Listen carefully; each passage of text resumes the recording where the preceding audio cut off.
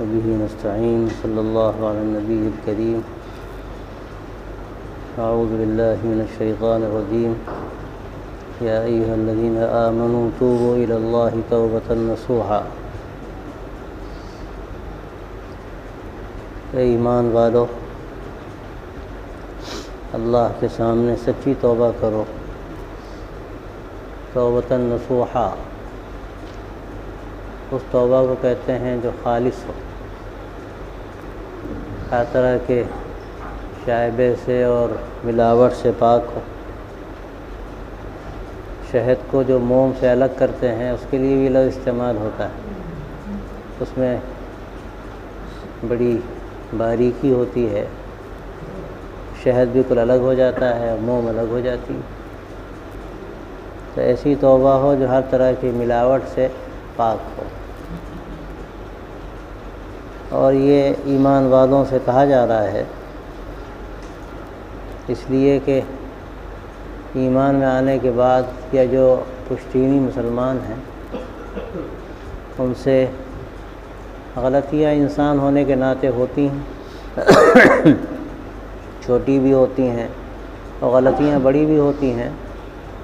یہ بات پہلے بھی آئی ہے کہ بڑے بڑے گناہ جو ہوتے ہیں وہ اکثر تو جو صحیح ایمان والے لوگ ہیں ان سے امید کم سے کم ہوتی ہے کہ وہ بڑے گناہ کریں، اور کبھی اگر ایسی غلطی ہو بھی جائے تو ان کو ایسی ندامت ہوتی ہے اور دل پر ایسا اثر پڑتا ہے کہ جب تک کہ وہ توبہ نہ کر لیں ان کو چین نہیں ہوتا. اور یہ ایمان کی علامت ہے. گناہ کرنے کے بعد بے چینی کا ہونا یہ ایمان کی علامت ہے. چھوٹا گناہ کر کے بھی طبیعت پر اثر پڑے اور ایک طرح کی بے چینی ہو، یہ اور قوی ایمان کی علامت ہے. صحابہ رضی اللہ عنہم کی زندگی میں یہ چیزیں نظر آتی ہیں. انہوں نے ایسی توبہ کی ہے، غلطیاں ان سے ہوئی ہیں، اور پھر ایسی انہوں نے توبہ کی ہے جو ساری انسانیت کے لیے نمونہ ہے، تمام ایمان والوں کے لیے خاص طور سے نمونہ ہے.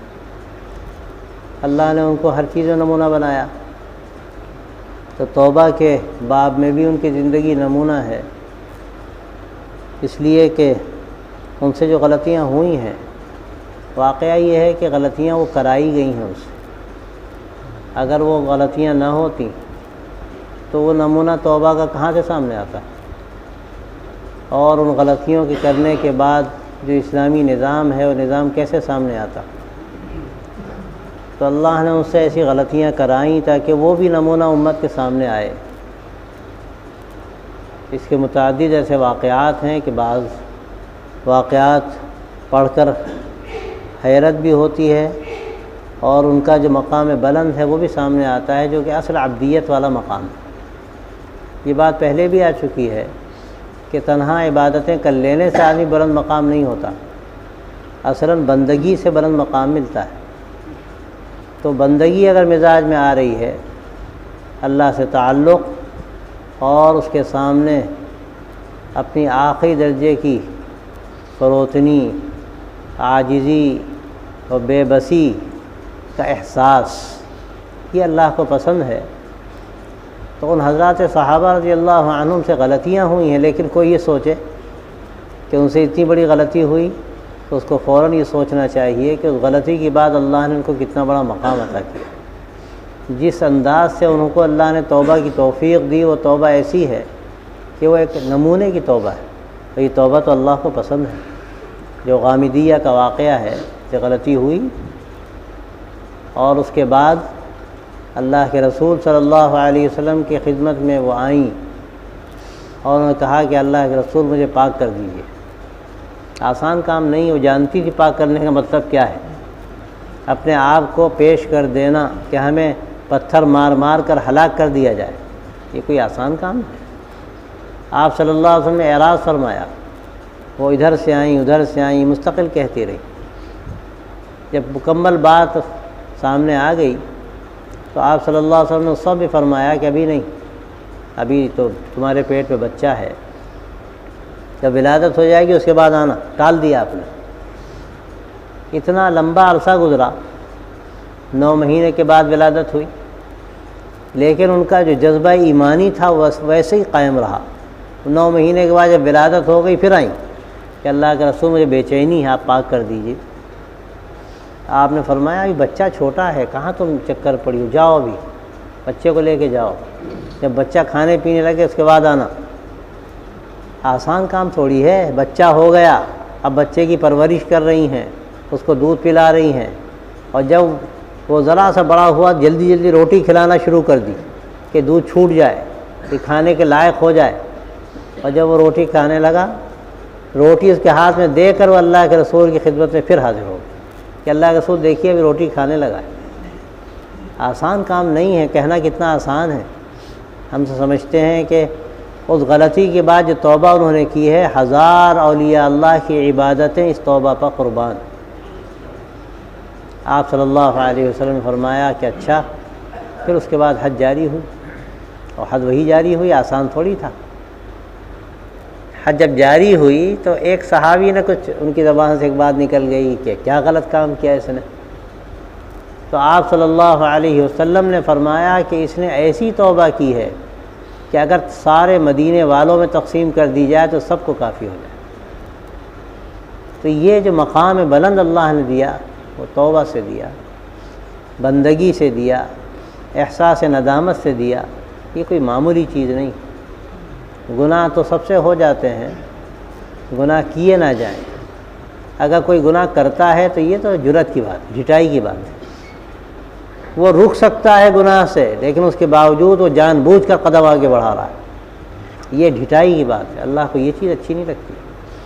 لیکن کبھی ایسی غلطیاں ہوتی ہیں کہ آدمی کا قدم پھسل جاتا ہے اور اس کے بعد پھر سخت ندامت اس کو ہوتی ہے، تو یہ ایسی چیز ہے کہ بہرحال وہ انسان ہے، غلطی ہو سکتی ہے۔ اب اس کے بعد ندامت کا پیدا ہونا، اللہ کی بارگاہ میں رونا، اس سے مانگنا، کون ہے اس کے علاوہ معاف کرنے والا؟ ابھی آگے آیت میں آ رہا ہے کہ ہے ہی کون جو گناہوں کو معاف کرے سوائے اللہ کے۔ اس تصور کے ساتھ اللہ کے سامنے بیٹھنا اور رونا یہ اللہ کو بہت پسند ہے۔ تو یہ ایمان والوں کو حکم ہے کہ توبہ کریں، اور سب کو کہا گیا، یہ نہیں کہا گیا کہ فلاں کرے فلاں نہ کرے، فلاں گناہ گار نہیں ہوتا اس کو ضرورت نہیں، فلاں گناہ گار اس کو ضرورت ہے۔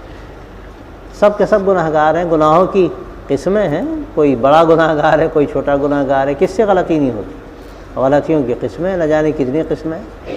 تو اس لیے حکم ہے کہ ہمیں اللہ سے توبہ کرنی چاہیے، سچی خالص توبہ۔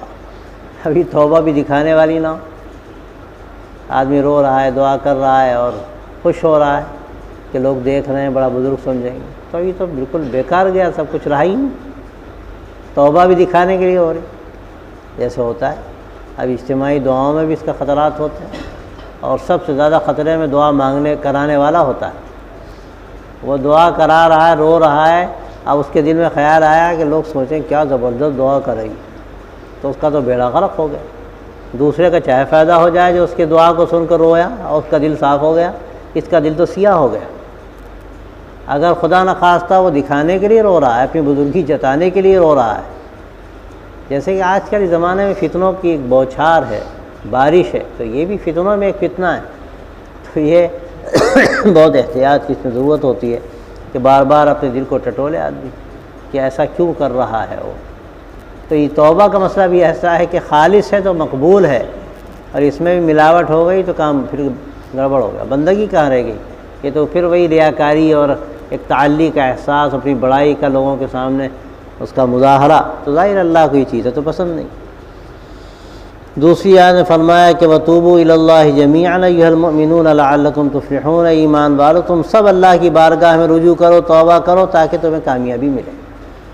کامیابی توبہ سے ملتی، رجوع سے ملتی ہے اللہ کی بارگاہ میں، اور اللہ کو سب سے زیادہ جو چیز پسند ہے وہ توبہ ہے۔ اور اس کی جو مثال حدیث میں آتی ہے، آخری مثال، آپ صلی اللہ علیہ وسلم نے فرمایا کہ ایک شخص ہے، وہ اونٹ پر اپنا سارا ساز و سامان لے کر کھانے پینے کا صحرا میں سفر کر رہا، اور صحرا کا سفر ایسا ہوتا تھا کہ اگر ساز و سامان گم ہوا تو گویا کہ آدمی کی ہلاکت، وہاں کیا ملے گا؟ ہم یہاں ہندوستان میں تصور نہیں کر سکتے، سندھ کا صحرا چاہے ایسا ہو، لیکن وہاں جو صحرا ہے عربوں میں، حجاز میں، اس کو خاص طور سے ربع الخالی کہتے ہیں، ملکوں کو سمیٹے ہوئے ہمارا پورا یوپی اس میں چلا جائے، اتنا بڑا صحرا ہے۔ اب ان صحراؤں میں جو سفر ہوتا تھا، راستے بناتے تھے وہ لوگ، وہ خطرناک سفر ہوتا تھا، کبھی طوفان آ جاتا تھا اور کبھی اور دوسرے مسائل، راستہ بھٹک گئے، اب کہاں جائیں؟ آدمی ذرا سا راستہ بھٹک جائے تو کہاں سے کہاں پہنچ جائے۔ تو آپ نے مثال دی کہ ایک شخص صحرا میں سفر کر رہا ہے اپنے اونٹ کے ساتھ، اس کا کھانا پینا سب اس کے اونٹ کے ساتھ ہے۔ اب چلتے چلتے چلتے اس کو تھک گیا، نیند آ گئی، تو اس نے اونٹ کہیں باندھ دیا اور خود اس نے تھوڑا سا ٹیک لگائی اور آنکھ لگ گئی اس کی۔ اور جب آنکھ کھلی تو دیکھا کہ اونٹ غائب۔ تو اب اس کے بعد تو اس کی پریشانی کا کوئی ٹھکانہ نہیں، سمجھا کہ اب تو ہلاکت، اب کیا کریں گے ہم، یہاں سے تو ہم کہیں جا ہی نہیں سکتے، نہ کھانا ہے نہ پینا ہے، یہ تڑپ تڑپ کے جان دینی پڑے گی۔ تو اب ظاہر ہے اس کی جو بھی کیفیت ہوئی ہو، آخری حد تک رویا ہوگا، گڑ گڑایا ہوگا، جو بھی کیا اس۔ اب موت کے انتظار میں لیٹ گیا کہ اب سوائے سرح نوردی کا اور کیا بچا ہے، اور سرح نوردی کا کوئی فائدہ نہیں، کہاں جائیں گے، اس سے اچھا پڑھ لو، جب موت آنی آ جائے گی۔ اب اس کے بعد کہتے ہیں نا کہ سولی پر بھی نیند آ جاتی، اس حال میں بھی پھر آنکھ لگ گئی اس کی۔ اب جو آنکھ کھلی تو دیکھا کہ اونٹ مع ساز و سامان کے موجود۔ اس وقت جو اس کو خوشی ہوئی، آپ تصور کر سکتے ہیں اس کا، اتنی خوشی ہوئی کہ بے قابو ہو گیا اور کہنے لگا اے اللہ تو میرا بندہ میں تیرا رب، اخطأ من شدت الفرح، یعنی اتنی خوشی ہوئی کہ بے قابو ہو کر کہنا کچھ چاہ رہا، زبان میں کچھ نہیں کر رہا، اس کی خوشی کا کوئی ٹھکانہ نہیں۔ آپ فرماتے ہیں کہ اللہ تبارک و تعالیٰ کو اس سے زیادہ بندے کی توبہ سے خوشی ہوتی ہے، کوئی ٹھکانہ۔ جیسے کسی غلام کھو گیا پھر واپس آ گیا، خوشی ہوتی ہے کہ تو کھو گیا تھا ہمارا مال، قیمتی مال تھا، پھر مل گیا۔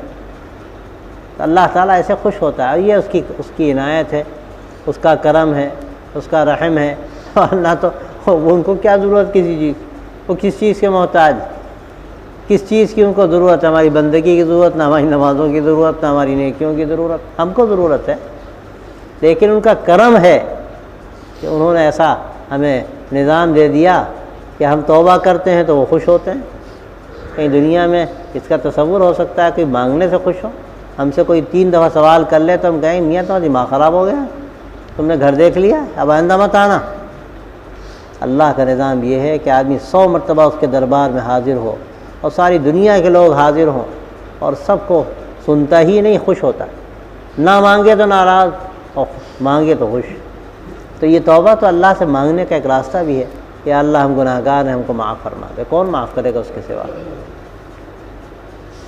فرمایا وَمَن يَعْمَلْ سُوءًا أَوْ يَظْلِمْ نَفْسَهُ ثُمَّ يَسْتَغْفِرِ اللَّهَ يَجِدِ اللَّهَ غَفُورًا رَحِيمًا، کہ جس نے بھی کوئی برائی کی، برا کام کیا یا اپنے نفس پر ظلم کیا، ایک ہوتا ہے چھوٹا برا کام، معمولی برا کام، اور ایک ہے بڑا برا کام۔ جو بڑے بڑے برے کام ہوتے ہیں، گناہ کے کام ہوتے ہیں، تو بڑا گویا کہ اپنے نفس پر ایک طرح کا ظلم ہوتا ہے۔ اور ظلم کون کرتا ہے؟ ظلم تو گناہ کرنے والا کرتا ہے، اللہ کسی پہ ظلم نہیں کرتا، خود انسان اپنے اوپر ظلم کرتا ہے۔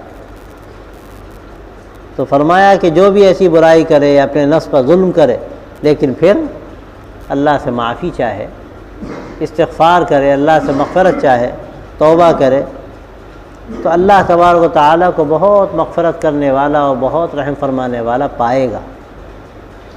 اللہ کو انتہائی مہربان پائے گا جب اپنے گناہوں کو لے کر بارگاہ میں حاضر ہوگا کہ یا اللہ میرے پاس تو کچھ نہیں، یہ حالت ہے ہماری، اور کہاں جائیں ہم؟ تیرے در کے سوا اور کون سا در ہے؟ کون سا در ہے؟ ابھی ایک بزرگ کے بارے میں کسی نے قصہ لکھا ہے کہ غلطیاں ہوئیں، ایک آدھ غلطی ہوئی، اللہ کو امتحان منظور تھا، اللہ سے مانگ رہے تھے، وہاں سے ایک آواز سنی کہ جا، کوئی چیز تیری قبول نہیں، نکل جائے یہاں سے۔ اب دوبارہ پھر وہ مانگ رہے ہیں، تو آواز آئی کہ تجھے تو نکال دیا گیا، پھر تو مانگ رہا ہے۔ تو انہوں نے کہا یا اللہ تیرے در کے سوا اور کہاں جاؤں گا، آخری جگہ تو یہی ہے، پھر وہیں ہر حال میں آنا ہے، ہمیں اپنا سر رگڑنا ہے، پیشانی رگڑنی ہے خاک پر، یہی راستہ ہے۔ اللہ نے کہا تو امتحان تھا، اگر تو چلا جاتا تو پھر ہلاکت میں جاتا، جانا تو وہیں ہے، کہاں جائے گا آدمی؟ 10 دفعہ غلطی کرے گا، 10 مرتبہ توبہ کرے گا، اللہ 10 مرتبہ معاف کرے گا، لیکن اللہ کی رحمت سے امید ہو اور ڈھٹائی نہ ہو۔ یہ ڈھٹائی اللہ کو پسند نہیں ہے کہ آدمی پھر جان بوجھ کے گناہ کرے۔ میں نے عرض کیا کہ قدم بڑھانا گناہ کی طرف رک سکتا ہے، نہیں رک رہا ہے، تو یہ اللہ کو پسند نہیں ہے۔ پھر خطرہ ہوتا ہے کہ توبہ کی توفیق نہ سلب ہو جائے۔ لیکن یہ غلطی ہو جاتی ہے، انسان ہے، انسان سے غلطی ہو سکتی ہے، اس کے بعد توبہ کرتا ہے، اللہ اس کو سنتا ہے۔ ندامت اسی وقت ہوتی، ڈھٹائی اگر پیدا ہو جائے تو پھر ندامت نہیں ہوتی ہے، پھر وہ جری ہو جاتا ہے، کرتا رہتا ہے، جو سمجھ میں آتا ہے کرتا ہے۔ والذین اذا فعلوا فاحشۃ او ظلموا انفسهم ذکروا اللہ فاستغفروا لذنوبهم ومن یغفر الذنوب الا اللہ۔ فرمایا کہ جو لوگ گندے کام کرتے ہیں، فحش کام ان سے ہو جاتے ہیں، اور اپنی جانوں پر وہ ظلم کرتے ہیں، اور پھر اللہ کا ان کو دھیان آتا ہے، ان کو اللہ کا دھیان ہوتا ہے کہ ہم کدھر جا رہے ہیں، ہم کیا کر رہے ہیں، اور بس فوراً وہ نادم ہوتے ہیں، استغفار کرتے ہیں، توبہ کرتے ہیں، اپنے گناہوں کا خیال ان کو ہوتا ہے کہ ہم جو راستہ اختیار کر رہے ہیں اس میں سوائے ہلاکت کے اور کیا ہے ہمارے لیے۔ یہ خیال جب ان کو آ جاتا ہے، یہاں سے کام بن جاتا ہے ان کو، اور یہی راستہ ہے جس سے آدمی پلٹتا ہے۔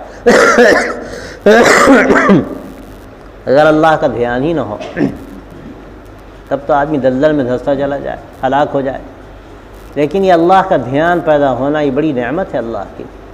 بھائی یہ دھیان پیدا ہوتا ہے اور پھر اپنے گناہوں سے توبہ کرتے ہیں، استغفار کرتے ہیں، تو پھر اللہ کے علاوہ ہے ہی کون جو گناہوں کو معاف کرے؟ وَمَن یغفر الذُّنُوبَ إِلَّا اللَّهُ۔ کون ہے جو اللہ کے علاوہ گناہوں کو معاف کرنے والا؟ وہی معاف کرنے والا ہے۔ تو یہ ساری آیتیں ہمیں سبق دیتی ہیں کہ گناہ تو ہو سکتا ہے، لیکن اس پر اصرار کرنا، اس پر جمنا، یہ اللہ کو پسند نہیں۔ اس کے بعد ندامت کا پیدا ہونا، عبدیت کا پیدا ہونا، اپنی خرابیوں کا احساس پیدا ہونا، اور پھر اللہ سے مانگنا کہ اللہ ہم کو معاف کر دے، اور ایک نئے عزم کے ساتھ ایک نئی زندگی کا آغاز کرنا، یہ اللہ کو پسند۔ اور یہ رمضان کا مہینہ تو اس کا بہترین موقع ہے، اس سے بہتر کوئی موقع ہو نہیں سکتا۔ سال بھر کی جو گندگیاں لگی ہوئی ہیں ہم لوگوں کے ساتھ، یہ اللہ مہینہ دیتا ہے، خوب رگڑائی کر لو، مانج لو اپنے آپ کو۔ اس میں آدمی جتنا کر لے گا، اپنے دل کو چمکا لے گا، اور ایمان کی روشنی آ جائے گی اس کے دل میں، تو سال بھر وہ روشنی کام دے گی، کم از کم سال بھر۔ ورنہ اللہ کے بندے کتنے ہیں، اتنا وہ کما لیتے ہیں کہ زندگی بھر وہ چیز بعض مرتبہ کام دیتی۔ تو یہ رمضان اس کا بہترین موقع ہے کہ آدمی سوچ کر اپنے گناہوں سے توبہ کرے۔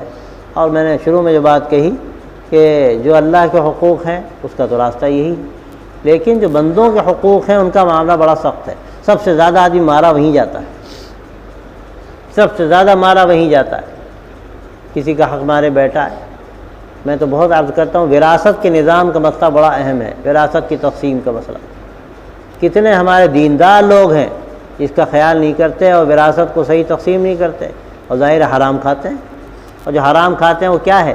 دوسرے کو گویا کہ مال لیے بیٹھے ہیں، حق مار رہے ہیں دوسرے کا۔ یہ ایسا گناہ ہے جب تک کہ وہ حق ادا نہ کر لیا جائے یا معافی نہ مانگ لی جائے، وہ معاف کر دے اس کے بعد ہی معافی ہوگی۔ یہ نہیں جیسے آج کل کی معافی ہے، بہن کو حق نہیں دیتے ہو، کیا ہے وہ تو بہن سب معاف کر دیا، اب بیچاری بہن کیا کرے گی؟ آپ تو اس کے سر پر مسلط ہیں، سماج کا دباؤ ہے، اب وہ سوچتی ہے اگر اپنا حق مانگیں گے دنیا والے کیا کہیں گے۔ یہ معافی کوئی معافی نہیں ہے۔ آپ تو جو آپ کے ذمے تھا وہ آپ دے دیتے جا کر، پھر وہ جو چاہے کرے، اس کو اختیار ہے، کون واپس کرے گا اس کے بعد؟ جس کو اپنا حق مل رہا ہے وہ پھر واپس نہیں کر رہے، وہ خیال ہوگا اس کو اللہ کی نعمت مل گئی۔ لیکن ایک دباؤ سماج کا ایسا ہوتا ہے کہ اس کی وجہ سے ارے بھیا چھوڑو جانے دو، بھیا چھوڑو جانے دو، زبان سے کہہ رہی ہے، اس کے دل میں نہیں ہے یہ۔ اور بعض مرتبہ تو ایسا ظلم ہوتا ہے کہ بہنیں پریشان حال ہیں، جہاں شادیاں ہو گئیں وہاں کوئی کمانے والا نہیں، شوہر پریشان بیمار، اور بھائی مالدار ہے لیکن وہ وراثت کا جو حق ہے وہ نہیں دے رہا ہے۔ وہ کتنا بڑا ظالم انسان ہے، اور وہ اپنے اوپر ظلم کر رہا ہے جس کا آج دنیا میں اس کو اندازہ نہیں ہے، مرنے کے بعد پتہ چلے گا کیا اس نے کیا اپنے ساتھ۔ سب سے بڑا گناہ یہ حق تلفی کرنا، لوگوں کا حق مارنا، وراثت میں حق نہ دینا، اور بھی اس کے علاوہ 10 راستے لوگوں نے نکال لیے حق، لے ماری کے، حق تلفی کے، تو یہ سب سے زیادہ خطرناک گناہ ہے۔ پھر کسی کو ستانا، پریشان کرنا، بغض کرنا، حسد کرنا، اس زمانے کے امراض ایسے پیدا ہو گئے ہیں کہ اچھے اچھے دینداروں کے اندر یہ باتیں ہوتی ہیں۔ اور ایک مصیبت کیا ہم لوگوں کی ہے کہ ہم زنا کو گناہ سمجھتے ہیں، ہم چوری کو گناہ سمجھتے ہیں، قتل کرنے کو ہم گناہ سمجھتے ہیں۔ یہ بھی اللہ کی نعمت ہے، ورنہ اب تو بہت سے علاقے ایسے ہیں کہ ان بڑے بڑے گناہوں کو بھی لوگ گناہ نہیں سمجھ رہے۔ ایک عمومی مرض ہے، وہ ساری بلائیں ہمارے سر مسلط ہیں اور ہر طرح کے گناہ ہم کر رہے ہیں، ہم کو احساس بھی نہیں ہوتا کہ ہم کس خندق میں جا رہے ہیں۔ لیکن یہ جو گناہ ہے، اس میں لوگوں کی حق تلفیاں ہوتی ہیں، حسد ہوتا ہے، بغض ہوتا ہے، اور نہ جانے کیا کیا، تکبر ہوتا ہے، یہ چیزیں ایسی ہیں کہ ان کو اچھے اچھے دیندار گناہ نہیں سمجھتے۔ اور ظاہر ہے کہ آدمی اگر زہر کو زہر نہیں سمجھ رہا ہے اور آسانی سے کھا رہا ہے تو سوائے جان جانے کے اور کیا رہے گا؟ جان تو جائے گی۔ اسی طرح اگر آدمی اس طرح کے گناہ میں ملوث ہو رہا ہے اور توبہ کی اس لیے توفیق نہیں ہوتی کہ ان کو آدمی گناہ نہیں سمجھتا، تو کیا ہوگا؟ ایمان تو جائے گا اس کا، اور اس کا ڈر ہے کہ خدا نہ خواستہ بات آگے بڑھ جائے تو مرتے وقت کلمہ بھی نصیب ہو یا نہ ہو، اس کا ڈر ہوتا ہے۔ یہ بعض امراض ایسے ہیں کہ یہ اگر جڑ پکڑ جائیں تو ان کی حیثیت کینسر کی ہوتی ہے، اور کینسر جب پھٹتا ہے اور آخری مرحلے پر آتا ہے تو کوئی علاج باقی نہیں بچتا اس کا۔ تو بہت سے ایسے گناہ ہیں جن میں سب سے بڑا گناہ تکبر ہے۔ اتنا بڑا گناہ یہ ہے کہ ہم سمجھتے ہیں کہ شرک کے بعد اتنا بڑا گناہ شاید کوئی ہو، اللہ اس کو سخت ناپسند فرماتے ہیں۔ اور عجیب بات یہ ہے کہ اس گناہ کو ہم گناہ نہیں سمجھتے، ہم اپنے دل میں اپنی بڑائی کا احساس لیے بیٹھے رہتے ہیں، اور یہ نہیں خیال ہوتا کہ اللہ تعالیٰ کس قدر اس سے ناراض ہوتے ہیں، کتنا بڑا گناہ ہے یہ۔ تو یہ جو قسمیں گناہ کی ہیں بہت ساری، یہ ایسی خطرناک ہیں کہ ان میں توبہ کی توفیق بھی نہیں ہوتی۔ تو آدمی سوچے، رمضان کا یہ مبارک مہینہ ہمارے لیے بہترین موقع اس کا کہ اپنی غلطیوں کا آدمی جائزہ لے اور پھر اللہ سے مانگے، توبہ کرے، اور ایک صاف ستھری زندگی لے کر رمضان کے بعد عید کا چاند دیکھے اور ایک نئی زندگی کا آغاز کرے۔ یہ تو تیاری کا موقع ہے، سال بھر کی تیاری ہوتی ہے رمضان میں۔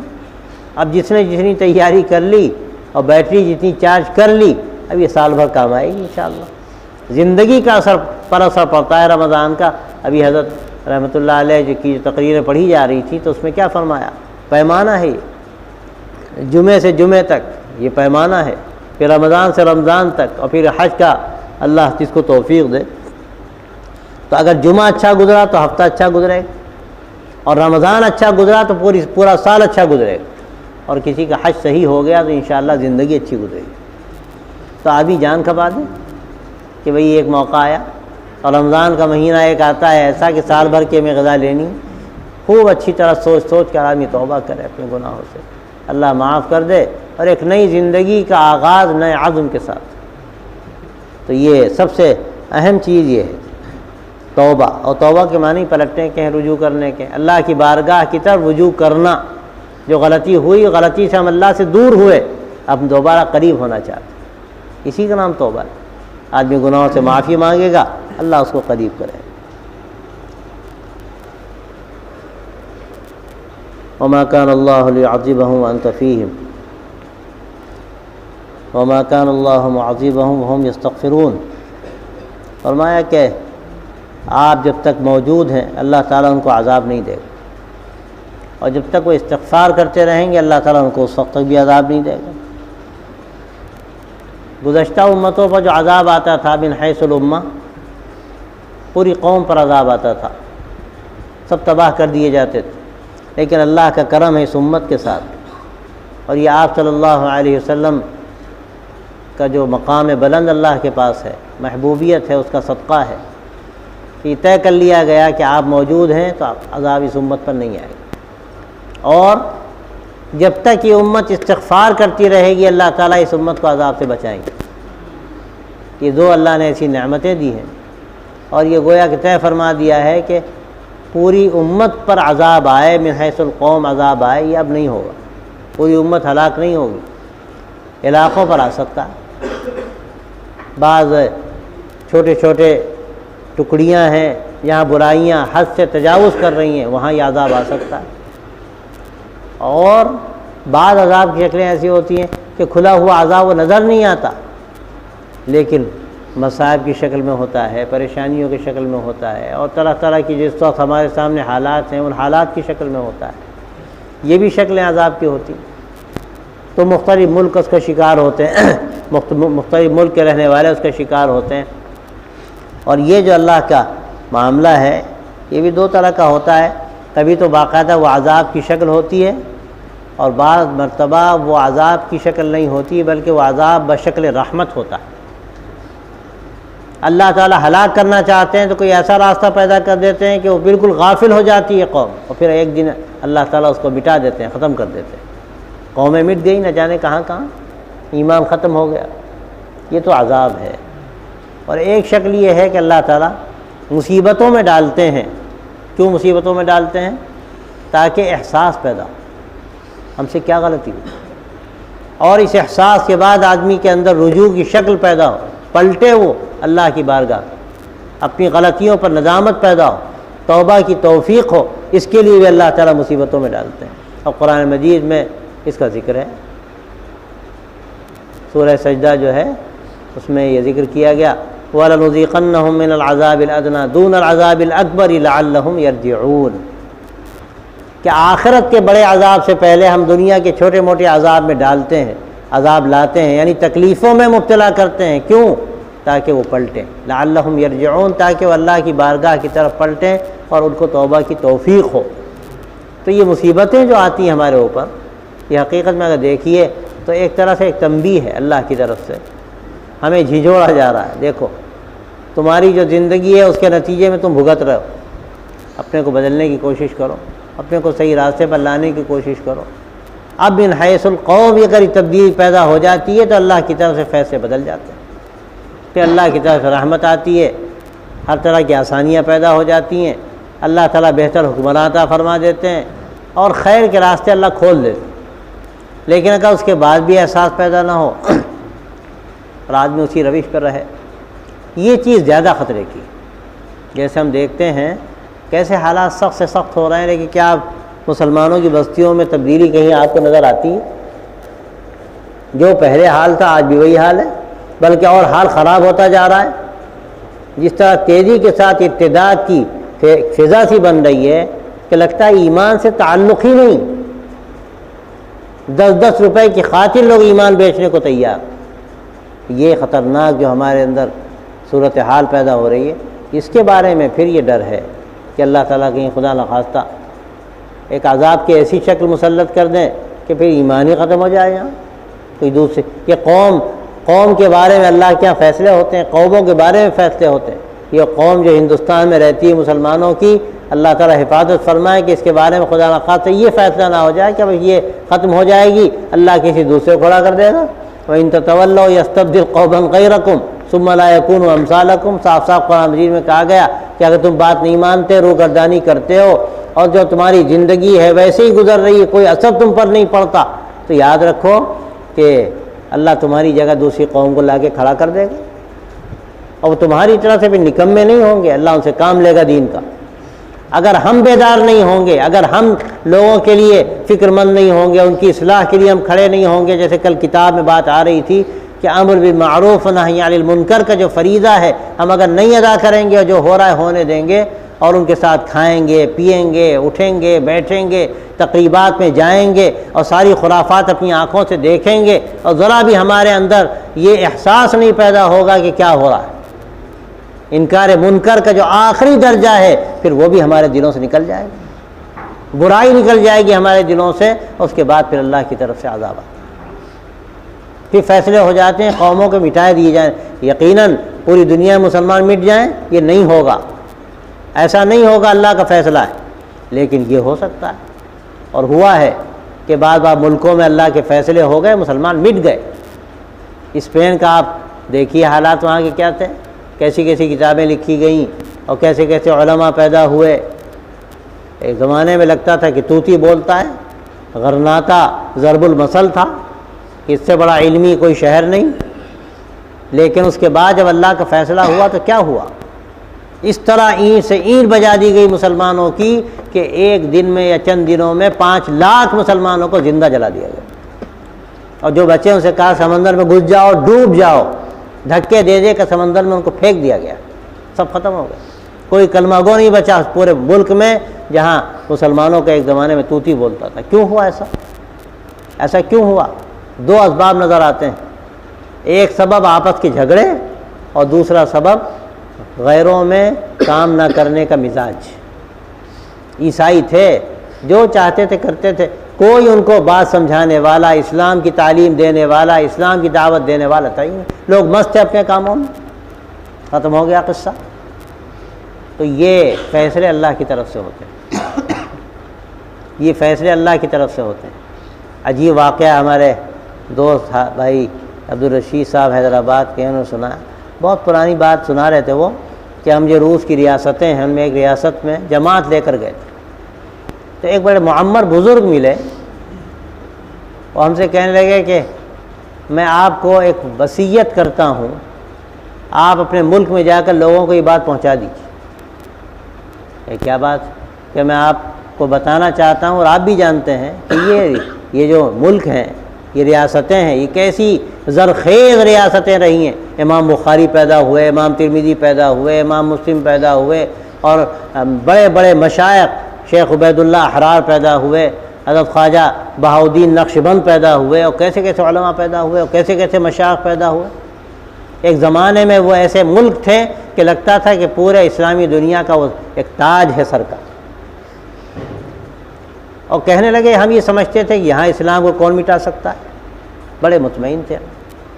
لیکن وہ کہنے لگے کہ ایک دور ایسا آیا کمیونسٹ انقلاب کے بعد، جب یہ سوویت یونین بنا، کہ ہمیں یاد ہے، اپنی آنکھوں سے ہم نے دیکھا ہے کہ اعلان کیا گیا کہ اب کسی کو برقع پہننے کی اجازت نہیں ہے، اور اس کے بعد کچھ عرصہ گزرا، پھر اعلان کیا گیا کوئی برقعے میں اگر نظر آ گیا تو اس کو آگ میں ڈال دیا جائے گا۔ کہ ہم نے اپنی آنکھوں سے دیکھا کہ ایک بڑا گڑھا کھودا گیا، اس میں آگ بھڑکائی گئی اور گھروں سے عورتیں نکالی گئیں۔ اب جو برقع پہن کر نکلی ان کو کہا گیا کہ برقع اتارو ورنہ آگ میں جاؤ۔ کہ میں نے اپنی آنکھوں سے دیکھا، میری بیوی نکلی برقع پہن کے نکلی، میری بیٹیاں برقع پہن کے نکلی، ان سے جب کہا گیا برقع اتارو تو میری بیوی نے کہا کہ زندگی رہے نہ رہے برقع نہیں اترے گا، ان کو دھکا دے کر آگ میں ڈال دیا گیا۔ کہ میں نے آنکھوں سے ان کو جلتے ہوئے دیکھا ہے، لیکن بندی نے یہ گوارا نہیں کیا کہ برقع اتارے۔ میں نے اپنی بیٹیوں سے کہا کہ بیٹیوں، اب جو ہونا تو تم دیکھ رہی ہو، میں تم سے درخواست کرتا ہوں کہ برقع اتار دو، گھروں میں چلی جاؤ۔ انہوں نے میرے کہنے سے برقع اتارا، آنکھوں سے آنسو جاری تھے، اور پھر وہ گھروں میں چلی گئی۔ وہ کہنے لگے گھروں میں جانے کے بعد پھر ان کے جنازے نکلے، کسی نے ان کو بھی دیکھا نہیں۔ پھر اس کے بعد وہ کہنے لگے جانتے ہیں یہ کیوں ہوا؟ یہ میں آپ سے بتانا چاہتا ہوں۔ انہوں نے پوچھا تو فرمانے لگے کہ یہ اس لیے ہوا کہ ہم نے یہاں کی آبادی کی طرف توجہ نہیں کی، یہاں کی جو غیر مسلم لوگ تھے ہم نے ان کی فکر نہیں کی، ہم اپنے کاموں میں مست رہے، اور نتیجہ یہ نکلا کہ پھر وہ آگے بڑھتے گئے، اور ان کا حق جو ہمارے ذمے تھا ہم نے جب نہیں ادا کیا تو اللہ تعالیٰ نے ان کو کہیں سے کہیں پہنچا دیا، اور آج ہم اس حالت میں۔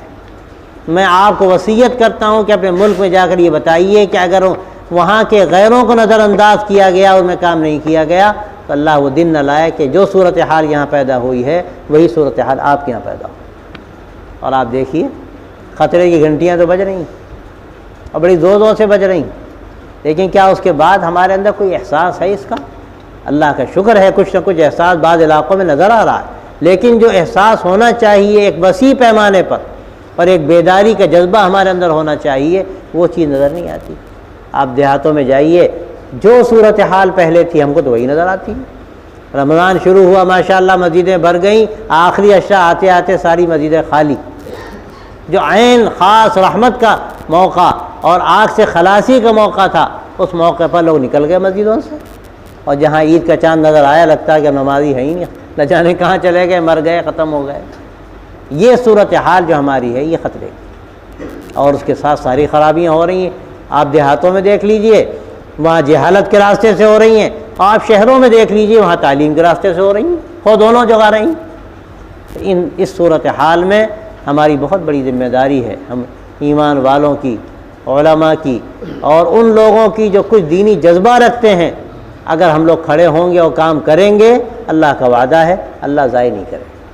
اور اگر خدا نخواستہ ہم نے کام نہیں کیا تو یاد رکھیے ہمارے سامنے مثالیں ہیں، اللہ قوموں کو ختم کر دیتا ہے، ملکوں کو ختم کر دیتا ہے. تو یہ توبہ و استغفار اس کا ایک بہت بڑا ذریعہ ہے. خود توبہ استغفار کریں، ہم لوگوں کو سمجھائیں کہ اگر تم اللہ کی طرف رجوع نہیں کرو گے تو کیا حالت ہونے والی تمہاری. یہ اگر انشاءاللہ مزاج بنے گا تو اللہ تعالیٰ ہماری حفاظت کریں گے. اللہ کہتا ہے کہ جب تک استغفار ہوتا رہے گا اللہ تعالیٰ عذاب نہیں لائے گا. استغفار کی کثرت بھی ہو، اور استغفار کی کثرت تو اللہ کی رحمتوں کو بھی کھینچتی ہے اور دنیا کی برکتوں کو بھی کھینچتی ہے. جیسے شروع میں عرض کیا گیا کہ استغفروا ربکم، اپنے رب سے استغفار کرو، اللہ تمہیں دنیا بھی دے گا، دین میں یرسل السماء علیکم مدرارا ویمددکم باموال وبنین ویجعل لکم جنات ویجعل لکم انہارا. سب دے گا اللہ. آسمان سے بارش آئے گی، خون برسے گا، اللہ تبارک و تعالیٰ تمہاری اولاد میں برکت دے گا، رزق میں برکت دے گا. سارے وعدے اللہ فرما رہا، لیکن اس کے لیے استغفار کی کثرت بھی ہو، اور اس کے ساتھ ساتھ یہ جو ماحول کا بگاڑ ہے اس کی بھی ساتھ ساتھ فکر کی جائے. اگر انشاءاللہ ہم اس کا اہتمام کریں گے تو اللہ کی طرف سے نصرت ہوگی اور حالات انشاءاللہ بدلیں گے. وآخر دعوانا